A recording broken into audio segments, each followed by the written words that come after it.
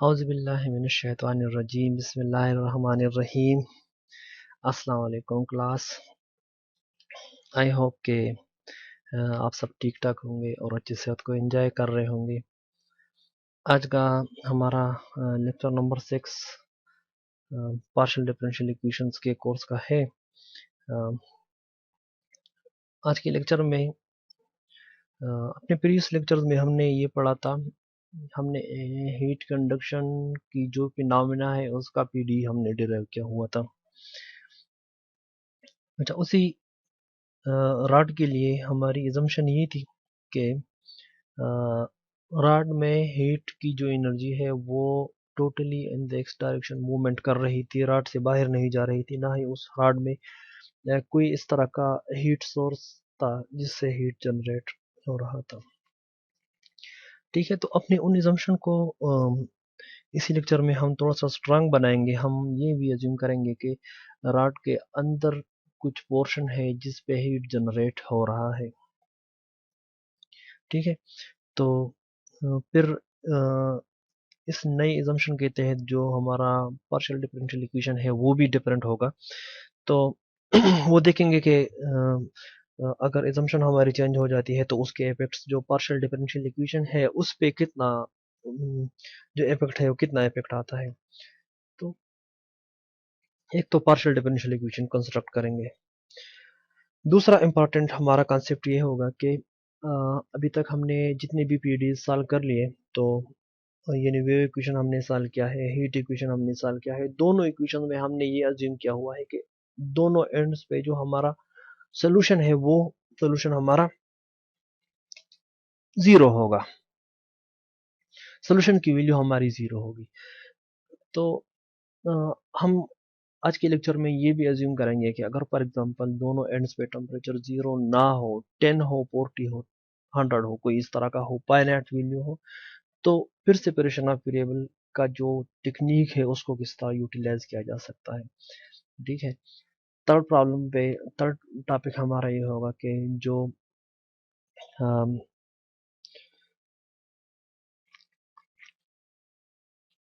जो complicated partial differential equations है उन इक्वेशंस को सिंपल पार्शियल डिफरेंशियल इक्वेशन में कन्वर्ट करने के लिए अगर कोई इस तरह ट्रांसफॉर्मेशन वगैरह है तो उसका जायजा लेना होगा। ठीक है, सो चलिए स्टूडेंट्स अपने टॉपिक की तरफ बढ़ते हैं। अज्यूम कर ले कि आपके साथ एक रॉड है जिसकी लेंथ है एल। ठीक है, और ये कुछ अज्यूमशन कर लेते हैं। The rod is homogeneous. ठीक है, तो और दिराड सिंगल एक मटेरियल से बना होना चाहिए। ठीक है, यूजुअली दिराड इज होमोजीनस का मतलब है कि जो क्वांटिटीज है, थर्मोडायनेमिकल क्वांटिटीज है, स्पेसिफिक हीट, इस तरह थर्मल कंडक्टिविटी, इस तरह डेंसिटी, दिराड के सारे पॉइंट्स पे इन तीनों पैरामीटर्स की जो वैल्यू होगी वो कांस्टेंट रहेगी।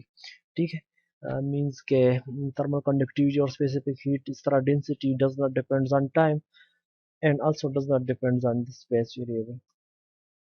So this is only possible if the rod is completely made of a single material.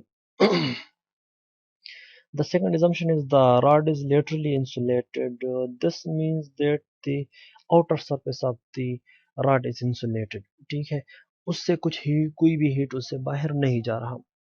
Heat सिर्फ मूवमेंट कर रहा है एक्स डायरेक्शन में, यानी पॉजिटिव डायरेक्शन में या नेगेटिव डायरेक्शन में।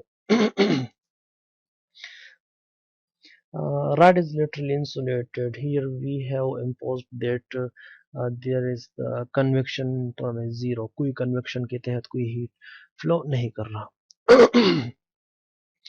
At every point x of the rod and at time t, there is a heat source which generates heat given by f of xt. ठीक है जी, किसी पॉइंट x पे time t के मौका पर इतना हीट जनरेट भी हो रहा है। ठीक है, सो ये तीन हमारे अजम्पशन है। इन तीनों अजम्पशन के तहत हम इसका जो पार्शियल डिफरेंशियल इक्वेशन है उसको डिराइव करने की कोशिश करेंगे। ठीक है, अज्यूम कर ले के रॉड हमने उठा के इस तरह एक सेटअप में रख लिया, यानी उसका एक एंड हमने रखा है at x is equal to 0 पे। दूसरा, क्योंकि रॉड की लेंथ है एल मीटर, तो दूसरा हमने इसका एंड रख दिया at x is equal to l पे। ठीक है।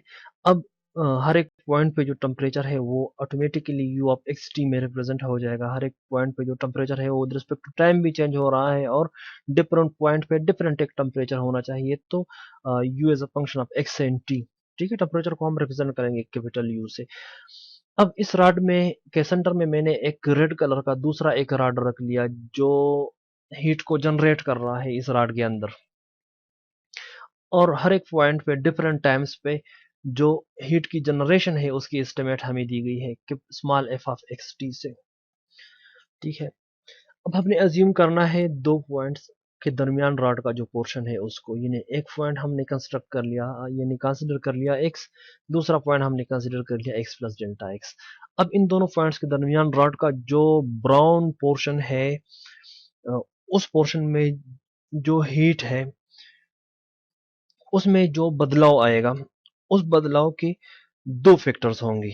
पहला फैक्टर के इस पोर्शन पे फ्लक्स कितना है, मींस कितना हीट यहां से अंदर जा रहा है और कितना हीट बाहर की तरफ फ्लो कर रहा है, पहला फैक्टर। दूसरा फैक्टर यह है कि इस ब्राउन पोर्शन में हीट जनरेट कितना हो रहा है। ठीक है।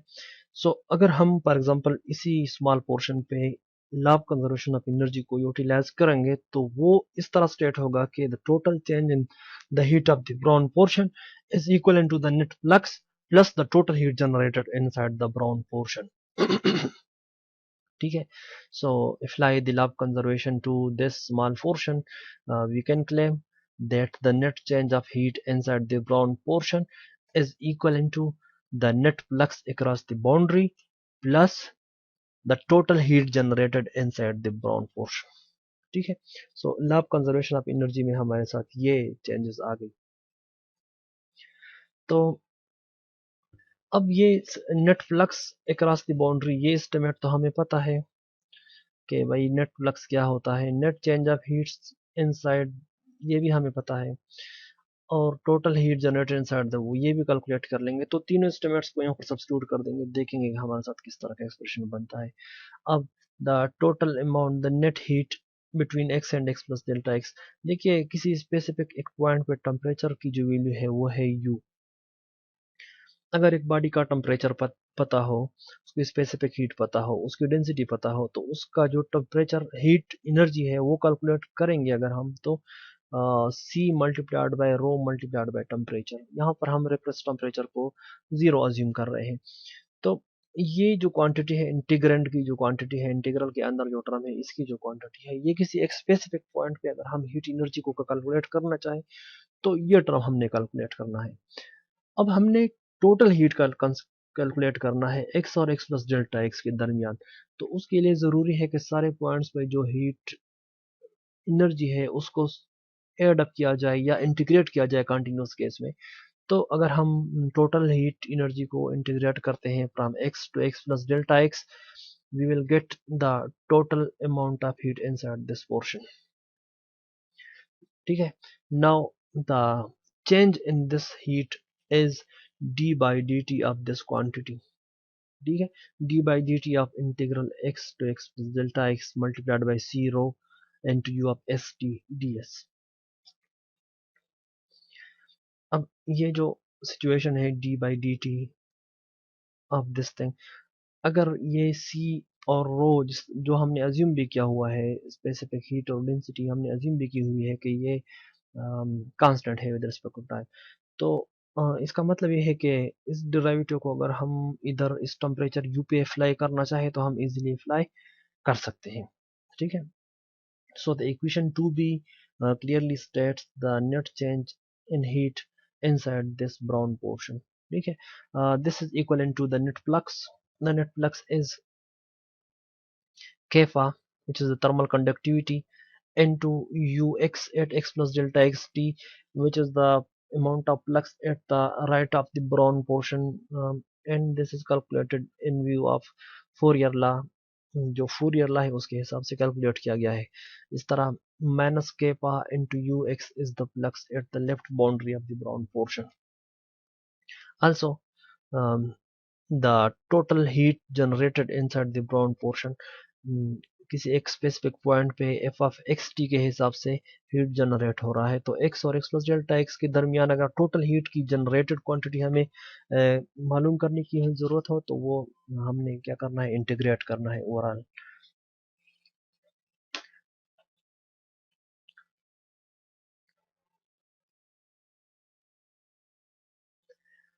अब ये सारे एस्टिमेट्स आप इजीली, यानी ये जो एस्टिमेट है rate of change of net change in heat का, ये एस्टिमेट, और इस तरह फ्लक्स का एस्टिमेट, इस तरह ये total heat generated inside the brown portion का जो एस्टिमेट है, इनको अगर हम यूज़ कर लें law of conservation of energy में, तो हम इस तरह लिख सकते हैं d over d t of x to x plus delta x c rho into u of s t d s. This is the net change in heat is equal to net flux across the boundaries plus the heat generated inside the brown portion. तो इस तरह का estimate हमें मिलेगा. ठीक है.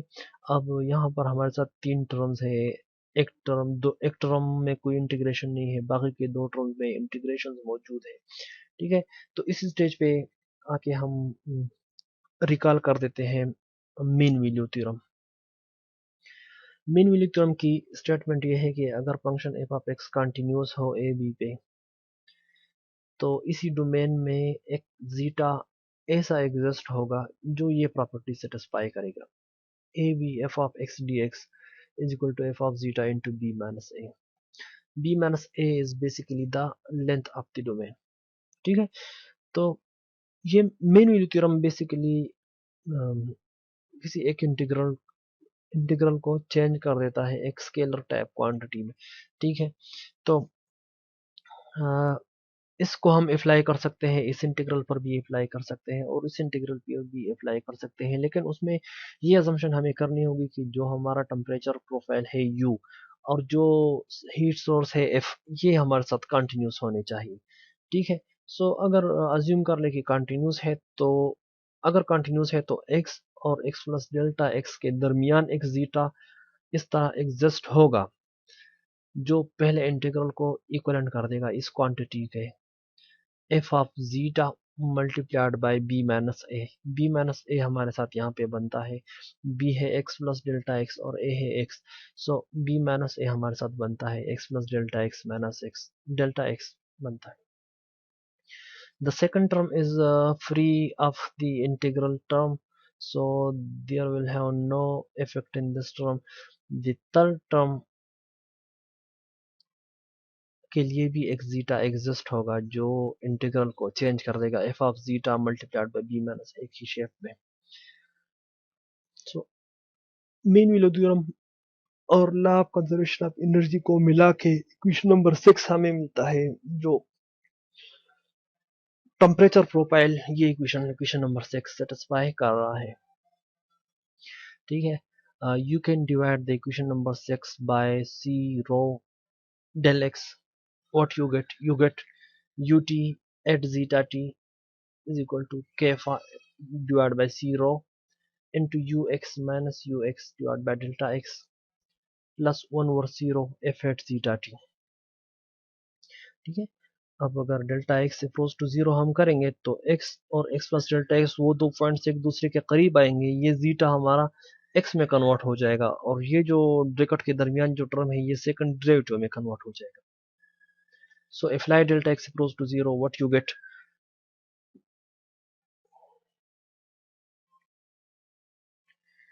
You get the following equation: ut of xt is equal to alpha square u double x of xt plus capital f of xt. Capital f of xt को हमने इसके लिए जनरलाइज्ड एक नोटेशन रख लिया है 1 over 0 into F of zeta T.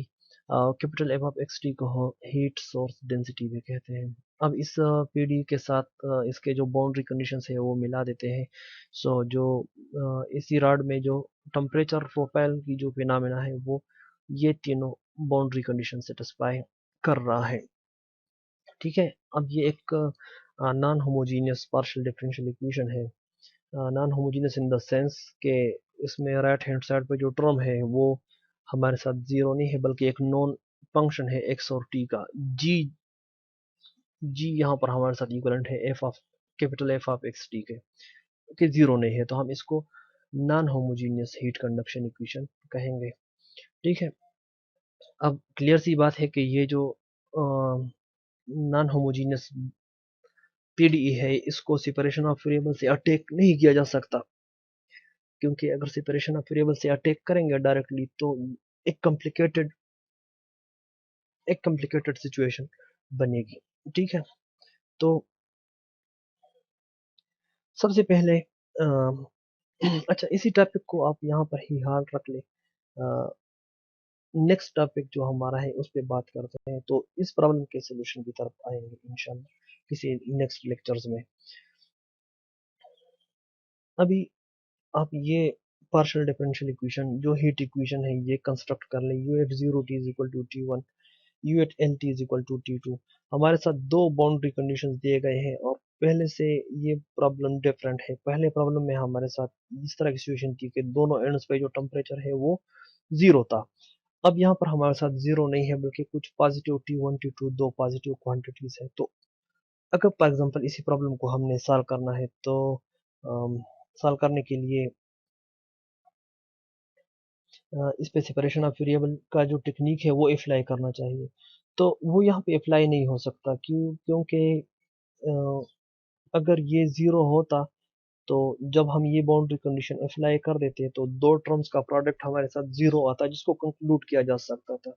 ठीक है, अब डायरेक्टली इस पे जो सेपरेशन ऑफ वेरिएबल का जो टेक्निक है वो अप्लाई करेंगे तो वो एप्लीकेबल नहीं होगा, वो कॉम्प्लेक्सिटी बनेगी। ठीक है, अब लोग थोड़ा सा इस पे अप्लाई करके देख लो कि क्यों अप्लाई नहीं हो सकता। तो अ, अच्छा, इसी ट्रांसफॉर्मेशन अब हम यूज करेंगे कि ये जो प्रॉब्लम है ये प्रॉब्लम दूसरे एक प्रॉब्लम में कन्वर्ट हो जाएगा, और जो आफ्टर कन्वर्जन जो प्रॉब्लम होगी वो एक होमोजीनियस प्रॉब्लम होगी जिसपे सेपरेशन ऑफ वेरिएबल का जो टेक्निक है वो अप्लाई किया जा सकेगा। ठीक है, तो आप अज्यूम कर ले कि capital you of x T इसी प्रॉब्लम का सोल्यूशन है, और इसी capital you of x T को यूज करके दूसरा एक वेरिएबल डब्ल्यू में इंट्रोड्यूस कर रहा हूँ, जो कि डिफाइंड है इसी इक्वेशन से। डब्ल्यू is equal to u minus t one plus x divide by l into t two minus t one. T1 और T2 हमारे साथ इसी प्रॉब्लम के जो नॉन होमोजीनियस बाउंड्री कंडीशंस है, हम उनको कहेंगे कि ये दोनों वैल्यूज और ये L की वैल्यू लेके मैंने दूसरा एक वेरिएबल W इस तरह एंटर कर लिया। W of x T is equal to u of x T minus t one plus x divide by l into t two minus t one. ठीक है, अब अगर हम x की जगह जीरो सब्स्टिट्यूट करते हैं, W at 0t is equal to U at 0t minus T1 plus 0 multiplied by this thing, which means U at 0t minus T1। U at 0t हमारे साथ T1 के इक्वलेंट है, तो automatically W at 0t हमारे साथ 0 के equivalent automatically आ जाएगा। ठीक है, आप x की जगह L सब्स्टिट्यूट कर दें, W at LT is equal to U at LT minus T1 plus L divided by L into T2 minus T1, तो ऑटोमेटिकली आपके साथ आ जाएगा W at l t is equal to t two minus t two which is zero. ठीक है, अब आप t की जगह जीरो सब्स्टिट्यूट कर दें यहाँ पे, so W of x zero is equal to g of x minus t one plus x divide by l into t two minus t one. So at time t is equal to zero the value of the W is this one. ठीक है,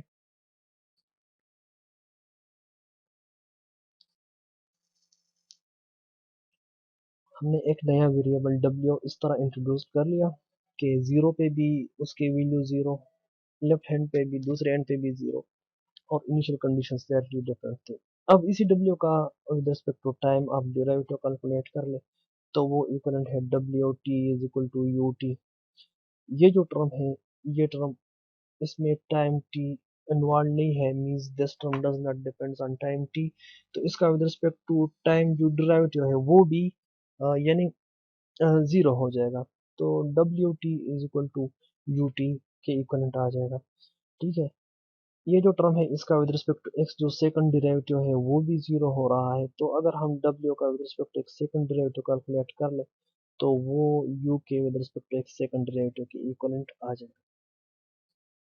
ठीक है, हमें पता है कि u एक partial differential equation satisfy कर रहा है, u t is equal to alpha square u double x. So अगर u t और u डबल एक्स के एस्टिमेट्स हम यूज करते हैं w में, तो हमें पता चलेगा कि w भी हमारा यही पार्शियल डिफरेंशियल इक्वेशन सेटिस्फाई कर रहा है। w t is equal to alpha square w double x, w at zero t is equal to zero, w at l t is equal to zero, w at x zero is equal to. जो non homogeneous problem था वो हमारे साथ convert हो गया एक homogeneous partial differential equation में। अब हमें क्या करना है, अगर हम इसी प्रॉब्लम को सॉल्व कर लेते हैं, ठीक है, ये हम इस पे सेपरेशन ऑफ वेरिएबल अप्लाई हो सकता है आसानी है, तो हमें सोल्यूशन W मिलेगा। W को फिर हमने इसी इक्वेशन में यहाँ पर यूज करके ये फंक्शन सेलेक्ट करना है जो कि सोल्यूशन होगा हमारा नॉन होमोजीनियस प्रॉब्लम का। एक एग्जांपल पे फोकस करें। ut is equal to ut is equal to u double x, u at 0 t is equal to 10 and u at 5 t is equal to 15। ठीक है, u at x 0 in initial temperature of the rod is x into 5 minus x। ठीक है, अब एक and पे temperature हमारे साथ है 10, दूसरे एंड पे टेम्परेचर है 15, लेंथ ऑफ द रॉड यानी एल की वैल्यू है 5। सो नए जो हम फंक्शन w इंट्रोड्यूस करेंगे वो इस तरह होगा, w is equal to u of x T minus t one plus x divide by l into t two minus t one. ठीक है, W का PDE अगर हम कैलकुलेट करेंगे तो इस तरह होगा, W T is equal to alpha square W double X. Boundary condition zero हो जाएगी, इनिशियल कंडीशन चेंज हो जाएगी, x into five F of x minus वो जो टर्म था वो आ जाएगा। ठीक है, अभी इसी प्रॉब्लम को इजीली आप लोग in separation of variable technique से सॉल्व कर सकते हो।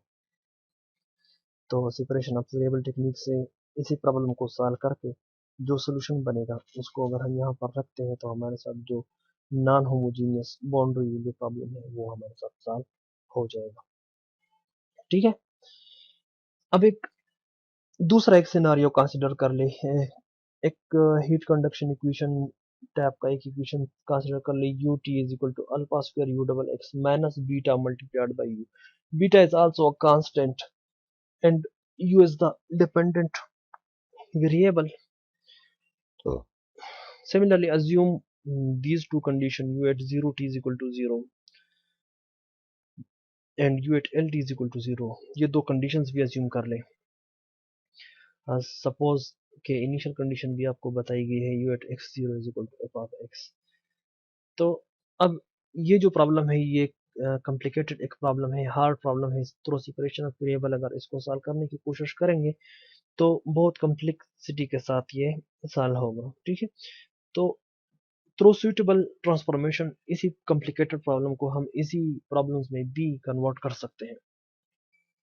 ठीक है, तो कन्वर्ट करने के लिए हमें एक नया फंक्शन w इंट्रोड्यूस करना होगा।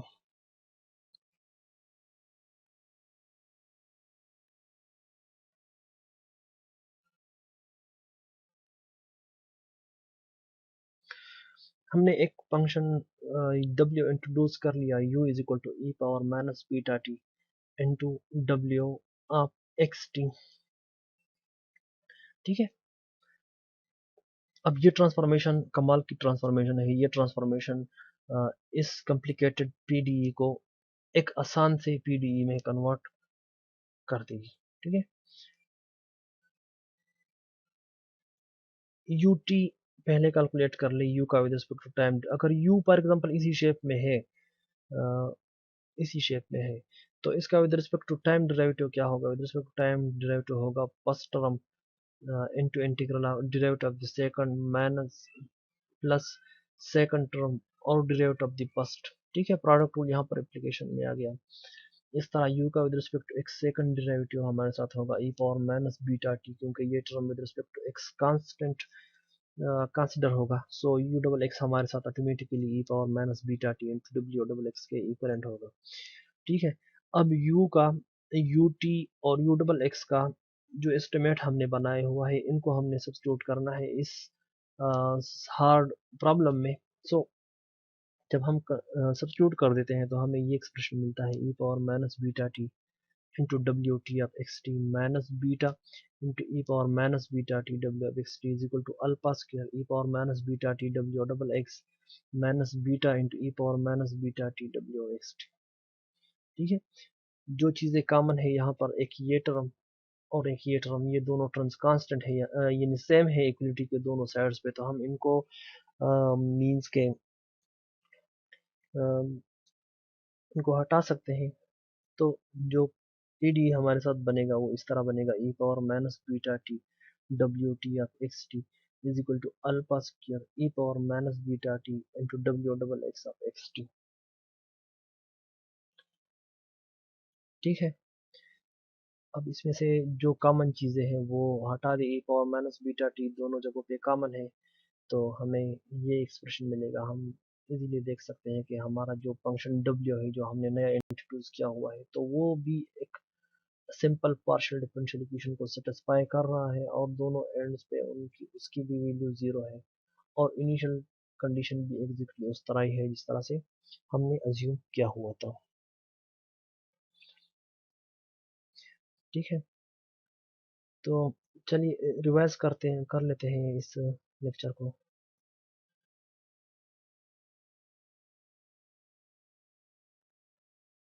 एक रॉड हमने कंसिडर कर लिया, उसको रख दिया हमने दो पॉइंट्स 0 और L के दरमियान, और हमने ये अज्यूम कर लिया कि इस रॉड में इंटरनल पॉइंट्स पे कोई हीट जिसकी मकदार एफ ऑफ एक्स टी है उसी हिसाब से हीट मीन्स जनरेट हो रही है।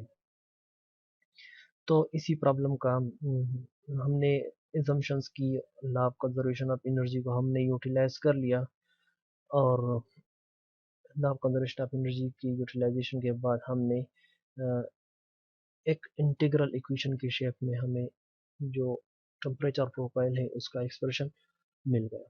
ठीक है, इसी शेप में अगर इसी एक्सप्रेशन को हम देखते हैं तो इसमें दो इंटीग्रल्स इन्वॉल्व है, तो इंटीग्रल को या तो हम न्यूमेरिकली डील करेंगे या इसको चेंज करेंगे किसी दूसरे एक्सप्रेशन में। तो सुटेबल हमारे साथ जो थ्योरम था वो हमने यूज कर लिया, मेन वैल्यू थ्योरम।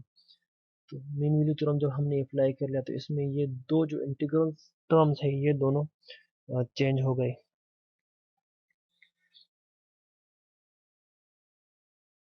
दोनों इंटीग्रल टर्म्स चेंज हो गए और पार्शियल डिफरेंशियल इक्वेशन इसी शेप में हमारे साथ बन गया, u t is equal to alpha square u double x plus capital f of x t. ये एक नॉन होमोजीनियस पीडीई है, और इसको सेपरेशन ऑफ वेरिएबल के टेक्निक से डायरेक्टली आसानी से सॉल्व नहीं किया जा सकता। दूसरा, क्योंकि जो सेपरेशन ऑफ वेरिएबल का टेक्निक है वो सिर्फ होमोजीनियस बाउंड्री कंडीशंस पे एप्लीकेबल है, अगर कंडीशंस नॉन होमोजीनियस हो जाए तो सेपरेशन ऑफ वेरिएबल का टेक्निक एप्लीकेबल नहीं होता। तो हमने क्या किया, हमने पहले इस प्रॉब्लम को हमने कन्वर्ट कर दिया एक होमोजीनियस प्रॉब्लम में। कन्वर्जन के लिए हमने एक ट्रांसफॉर्मेशन यूज की, W is equal to U minus T1 plus X divided by L T2 minus T1, W at 0T, W at LT। इस ट्रांसफॉर्मेशन की वजह से हमें ऑटोमेटिक जीरो मिल गए। हाँ, W at X at time T is equal to 0 हमें थोड़ा सा कॉम्प्लिकेटेड मिल गया, जो पिछले प्रॉब्लम के साथ था उससे थोड़ा सा कॉम्प्लिकेटेड। ठीक है, हमने देखा कि ये W और U जिस तरह से हमने बनाए हुए हैं तो W T U T के इक्वलेंट है, W double x U double x के इक्वलेंट है। तो हमने ये ऑब्जर्व कर लिया कि W T is equal to alpha square W double x के इक्वलेंट आ रहा है, और कंडीशंस भी हमने इस तरह लिखी, तो हमारा एक नॉन होमोजीनियस बाउंड्री कंडीशंस एक होमोजीनियस बाउंड्री वैल्यू प्रॉब्लम में कन्वर्ट हो गई। ठीक है, फिर कन्वर्जन के बाद आप उस पर सेपरेशन ऑफ वेरिएबल का टेक्निक अप्लाई कर लो, जो रिवर्स ट्रांसफॉर्मेशन है उससे आप सोल्यूशन बनाओ। हमने एक हार्ड प्रॉब्लम कंसिडर कर लिया, u t is equal to alpha square u upon x minus beta u, और होमोजीनियस बाउंड्री कंडीशन हमने इसके साथ अज्यूम कर ली। हमने एक न्यू वेरिएबल w इस तरह इंट्रोड्यूस कर लिया, w is equal to u is equal to e power minus beta t multiplied by w। ठीक है, और इसी w का u का हमने with respect to time derivative calculate कर लिया, with respect to x second derivative calculate कर लिया, और सारे एस्टिमेट्स हमने मेन जो पीडीई है, हार्डेस्ट पीडीई है, हार्ड पीडीई है, उसमें हमने सब्स्टिट्यूट कर लिया। तो कुछ चीज़ें कांस्टेंट थी वो ख़त्म हो गई, और एक पीडीई हमें इस तरह मिल गया। ठीक है, एक कॉम्प्लिकेटेड पीडीई था, हमने उस कॉम्प्लिकेटेड पीडीई को सिंपल एक पीडीई में कन्वर्ट कर लिया। अब हम अगर फॉर एग्जांपल इसका सोल्यूशन कैलकुलेट कर लें और उसी सोल्यूशन को हम यहाँ पर इधर सब्स्टिट्यूट कर लें, तो जो फंक्शन बनेगा u वो इस कॉम्प्लिकेटेड प्रॉब्लम का सोल्यूशन होगा। ठीक है क्लास, तो इस तरह से हमने एक कॉम्प्लिकेटेड यानी प्रॉब्लम को एक हार्ड प्रॉब्लम में कन्वर्ट कर लिया। तो इंशाल्लाह इसी तरीके पे हम बाकी के जो सिचुएशंस है, जो यानी जो नॉन होमोजीनियस प्रॉब्लम्स है हीट कंडक्शन इक्वेशन का, उसको इंशाल्लाह अगले क्लास में सॉल्व करने की कोशिश करेंगे। तो ये जो दो तरीके हमने डिस्कस कर लिए, तो नेक्स्ट क्लास में कुछ एग्जांपल्स करा देता हूँ इस पे, और फिर उसके बाद इंशाल्लाह आगे की टॉपिक्स की तरफ पढ़ेंगे। तो तब तक के लिए अल्लाह हाफ़िज़ स्टूडेंट्स, अपना ख्याल रखिए, दुआओं में याद रखिए। बहुत बहुत शुक्रिया।